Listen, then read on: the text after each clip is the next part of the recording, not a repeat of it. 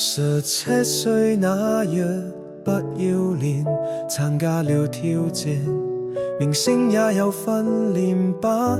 短短1年太新鮮，記得四哥發哥都早已見過面。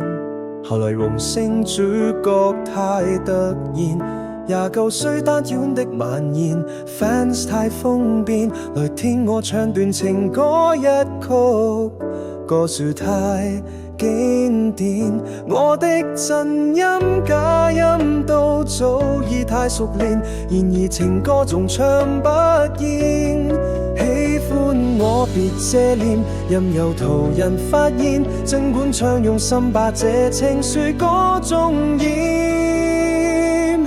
唱情歌齊齊來一篇，無時無刻都記住掌聲響遍天。來唱情歌又從頭再一遍，如情濃有點淚流難避免，音的起跌拍子改變，每首歌是每張臉。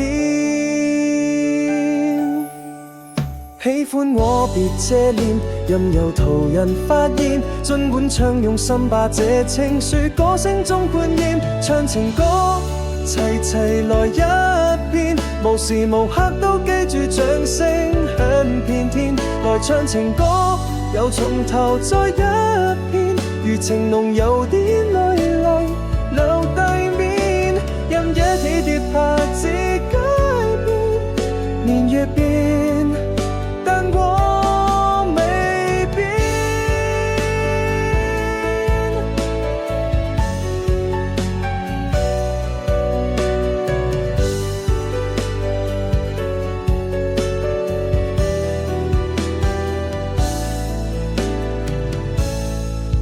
唱情歌齊齊來一遍，無時無刻都記住掌聲響遍天。來唱情歌又從頭再一遍，如情濃有點淚流難避免，因這起跌拍子改變，每首歌是每張臉。如今我40看從前沙啞了聲線，回憶我期望那掌聲都依然到今天。那首潮水忘情水不再經典，仍藏埋你的心中從未變。